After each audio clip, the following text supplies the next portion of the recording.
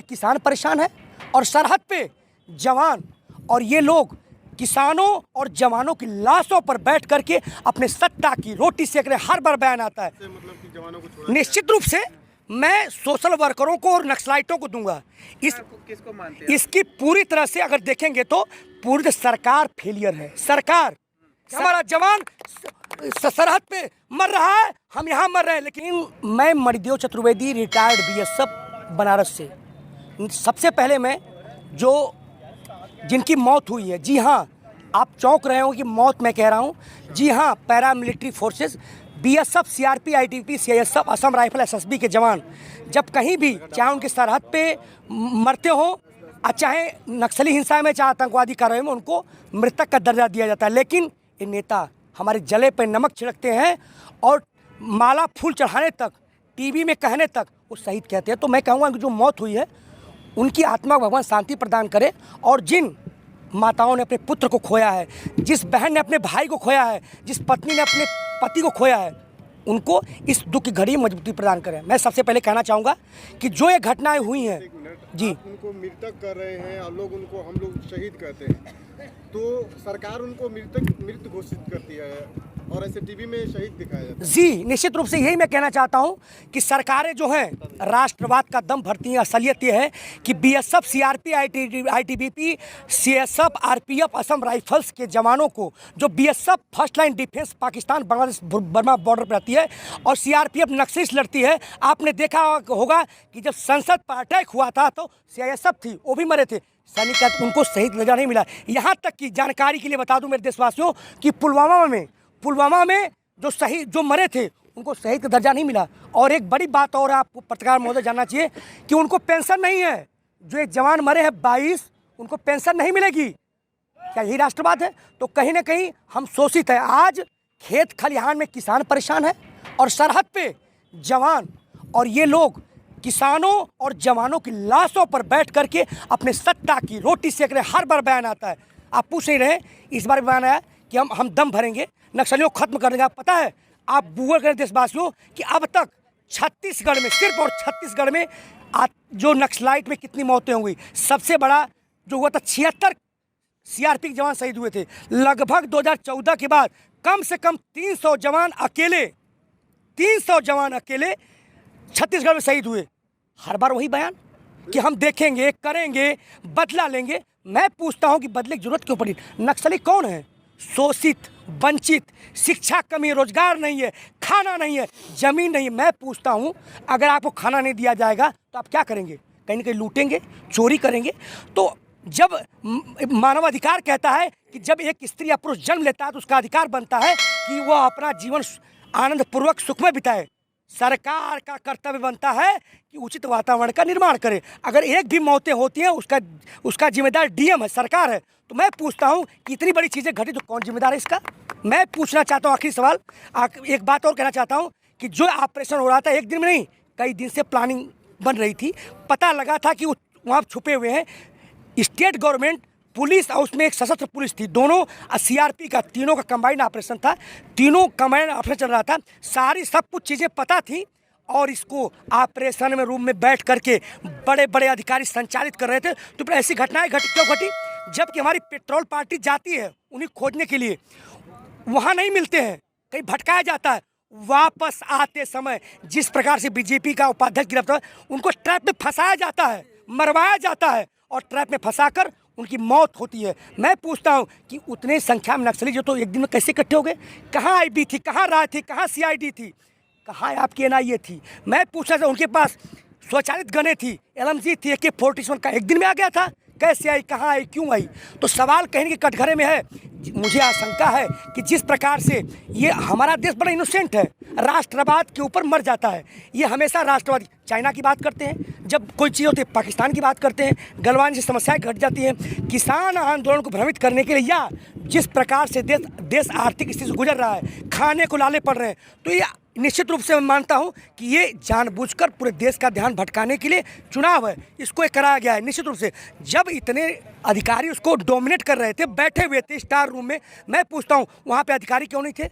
जब एक कंपनी चलती है उस वक्त डॉक्टर क्यों नहीं थे? मैं कहना चाहता हूं जब पहली बार 2014 में सुकमा में 22-26 जवान मरे थे, तो उनको 14 घंटे मेडिकल एड नहीं मिला था। जानते हैं क्यों क्या हुआ था? उनके लिए जहाज़ खरीदी गई थी 4 की 5 लगभग, और वो दिल्ली में खड़ी थी। उसमें गृह मंत्री राजनाथ सिंह, गृह मंत्री, गृह राज्य मंत्री नेता यूज़ करते थे, जबकि उसे आतंकवादी प्रो एरिया में होने चाहिए। इस बार भी जब वो मर गए 14-15 घंटे ने फिर बवाल मचा। क्यों मर भाई, क्यों मरे? क्यों नहीं मेडिकल में? अगर मेरे पाँव में गोली लगती है, अगर टाइम से मुझे उपचार मिलेगा तो मैं नहीं मरूंगा, क्योंकि अत्यधिक रक्तस्राव से मरता है आदमी। तो उनको सुविधा नहीं थी, पड़े थे, तो उनके लिए फिर हुआ। तो बोला कि वो जहाज़ें कहाँ खड़ी होंगी? रांची में। 2 जहाज़ रांची में, 1 जहाज़ जो है दांतेवाड़ा में, ऐसे करके रायपुर में खड़ी रहेगी। लेकिन फिर वो ढाक के 3 पाते। फिर जानते जहाज़ जो वो खरीदे गए थे नक्सली प्रो के लड़ने के लिए, बचाने के लिए, जवानों को मेडिकल एड देने के लिए, उसको गृह मंत्री, राज्य मंत्री जी बंगाल चुनाव में प्रयोग कर रहे थे। इसलिए 9 घंटे तक कोई मेडिकल एड नहीं मिला। उन जवान, एक ट्राली होती है उसे पुआल के ऊपर रखकर गाय, बकरी, भेड़ की तरह जाते थे। मैं पूछना चाहता हूँ, जो हम टैक्स देते हैं 33 रुपये का पेट्रोल, हम 90 रुपये 100 रुपये में खरीद रहे हैं, क्या इसी दिन के लिए? आप जो कैंटीन चलती है संसद में सब्सिडी की, बहुत सस्ते 2 रुपये 3 रुपये मिलता है, मलाई पूरी खाते, किसका पैसा हो? आपके लिए है कि सरहद की रक्षा के लिए जवानों के? हम लोग, मैं पूछा, आप हवाई यात्रा करते हैं, आप पूरी फैमिली के साथ पूरा पिकनिक जाते हैं, दिल्ली आते हैं, क्या पैसा उसके? मैं कहना चाहता हूँ, आज एक पैरामिलिट्री फोर्स के जवान को, चाहे सैनिक हो, अर्धसैनिक बल हो आपका, अगर उस कश्मीर की ड्यूटी के लिए भी नोटिस मिलता है, छत्तीसगढ़ अभी जाना हो, तत्काल में आरक्षण नहीं है। लेकिन नेताओं को जानते क्या है? अभी शताब्दी और राजधानी में उनको टिकट कन्फर्म होगा। क्या ये राष्ट्रवाद है? ऐसी देश बचेगा? ये जितनी बार चुने जाते हैं उतनी बार पेंशन है। जितनी बार एमएलसी बनेंगे तो पेंशन एक, अगर एमएलए बन गए तो मेंबर पार्लियामेंट। लेकिन पैरामिलिट्री फोर्सों में, सैनिक पैरामिलिट्री फोर्सों में पेंशन नहीं है। जो 60 साल कर्मचारी नौकर, तो पेंशन नहीं। क्या यही राष्ट्रवाद हो? तो कहीं ना कहीं अभी तक 70 सालों से हमारे कांधे पे हल था, लेकिन हमारी समस्याओं का अभी तक हल नहीं निकला है। 1947 में भारत आज़ाद तो हुआ, लेकिन कौन आज़ाद हुआ? शहर कौन? न्यायपालिका, कार्यपालिका, विधायिका। लेकिन 70% जनता जो मजदूर है, किसान है, जवान है। जवान कौन? किसान का ही तो बेटा है। तो ये आज भी आज़ाद नहीं हुए। उसी आज़ादी के लिए आज हम तमाम बॉर्डरों पर बैठे हुए हैं, महापंचायतें कर रहे हैं। आज सासाराम में रैली थी टिकैत जी की, कल चंदौली जो बनारस संसदीय क्षेत्र में है, वहाँ मैं एक बार और बता देना चाहता हूँ कि ये सरकार कितनी संवेदनशील है जवानों के प्रति। जो पुलवामा में, गूगल करिए, शहीद अवधेश यादव और रमेश यादव जो बनारस और चंदौली के थे, उनकी मूर्ति का अनावरण नहीं हुआ अभी तक, लेकिन पंडित दीनदयाल उपाध्याय का मूर्ति का अनावरण हुआ। क्या यही आपका राष्ट्रवाद है? उनको पेंशन नहीं मिली, तो कहीं ना कहीं आज चाहे जवान हो, किसान हो, युवा हो, जो भी, सब शोषित, वंचित, कहीं ना कहीं छला महसूस कर रहा है। और हम उनको छोड़ेंगे नहीं। अब सत्ता परिवर्तन के साथ व्यवस्था परिवर्तन की बात करेंगे। और कुछ पूछिए। जिन जवानों को नक्सलियों ने पकड़ के ले गया था जी, तो उनको रिहा किया है। जी जी, तो इसमें आप किसको क्रेडिट देना चाहेंगे? किसकी वजह से मतलब कि जवानों को छोड़ा? निश्चित रूप से मैं सोशल वर्करों को और नक्सलाइटों को दूंगा। इसलिए दूंगा प्रमाणों के साथ कि निश्चित, मैंने सुना है, आपने देखा होगा, वो भी पत्रकार थे, गांधी जी थे, गांधी अनुयायी के पत्रकार थे, उसमें सोशलिस्ट थे। और मैं ज़्यादातर नक्सलियों को देना चाहता हूँ, वो यही कहना चाहते हैं, हमसे बात करिए। जो सुरक्षित उनको वापस दिया, वो भी कहते हैं हम हिंसा नहीं चाहते, लेकिन उनकी ज़मीनें, उनके पास ज़मीनें छीन ली गई, खाने को नहीं। आप जाइए, मैं बता देना चाहता हूँ आपके माध्यम से, त्रिपुरा, मिजोरम, मेघालय, नागालैंड, पश्चिम बंगाल, आसाम और छत्तीसगढ़ और आपको झारखंड, उड़ीसा और आंध्र प्रदेश, कर्नाटका और गुजरात का ग्रीन बेल्ट बोला जाता है। इसमें नक्सलाइट अब जाएंगे ना, रो पड़ेंगे। उनके लिए वस्त्र नहीं है, यहाँ पे अर्धनग्न कपड़े पहनते हैं, पहाड़ों पर रहते हैं, उनको खाने के लिए कुछ नहीं है, उनको रोजगार नहीं है, कोई कम्युनिकेशन साधन नहीं है, स्कूल शिक्षा नहीं है। मैं कहता हूं कि शहर में अगर उग्रवाद क्यों नहीं होता है, जानते हैं आप क्यों? कि शहर पढ़ा लिखा है। नक्सलियों को आप बधाई दे रहे हैं। बधाई नहीं, वो छोड़ा है इसके लिए शुक्र है। बताइए, उन्होंने जिंदा अगर मारते तो कोई अपना पुत्र खोता, कोई पत्नी अपना पति खोती, कोई बहन अपना भाई खोता ना भाई। एक तरफ आप कहते हैं कि जब भी चुनाव आते हैं तो सरकार जो कि बीजेपी है वो हमले करवाती है सेनाओं के थ्रू। जी जी, एक तरफ कह रहे हैं कि नक्सलवाद अपनी मांग को लेकर हमले कर रहे हैं। इसमें दो पहलू, जिस तरह से ट्रैप में फंसाया गया है। आपने अर्नब गोस्वामी का चैट देखा हो, जिस तरह दोनों घटनाएं, पुलवामा हो, चैट लीक हुआ, और चाहे सर्जिकल स्ट्राइक का, कहीं ना कहीं प्रधानमंत्री किसको मालूम होता, सिर्फ 5 लोगों की सुरक्षा व्यवस्था कैसे लीक हुई। तो कहीं ना कि सत्ता, मैं पुलवामा में एक बात और कहना चाहता हूँ कि चेक पोस्ट बनाए जाते हैं, चेक पोस्ट चेक करने के लिए। चेक पोस्ट किसके ऑर्डर से हटाए गए, क्यों हटाए गए? अगर चेक पोस्ट होता तो 300 किलोग्राम RDX नहीं जाता। मैं कह, इसका 2 पहलू है। वास्तविकता ये है कि कहीं ना कहीं हमको किससे लड़ा जाता है, बांटो और राज करो। मैं कहा ना, जवान कौन, किसान का जो बेटा है। किसान में सभी आते हैं, चाहे पश्चिम बंगाल, भाई वो तो देश के नागरिक है। नक्सलाइट ना, उनको आपने नाम दिया नक्सलाइट इसलिए दिया है कि सिलीगुड़ी के नक्सलबाड़ी से वो निकले तो नक्सलाइट नाम दे दिया उनको। तो सवाल, वो कोई उग्रवादी आतंकवादी देशद्रोही पाकिस्तानी नहीं है, वो हमारे ही नागरिक है, आप नाम दे देते हैं।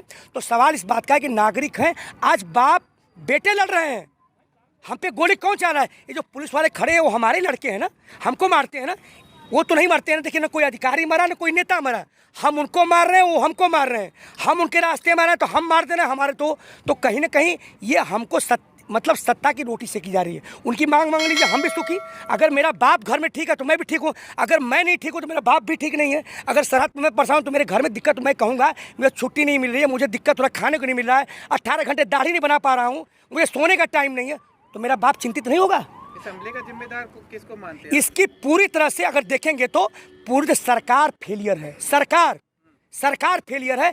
किसी समस्या का समाधान बंदूक नहीं है। अगर आपके सीने बंदूक लगा देंगे तो जब तक बंदूक है तब तक बात मानेंगे, हटा देंगे फिर वहीं। समस्या का हल बातचीत ही है।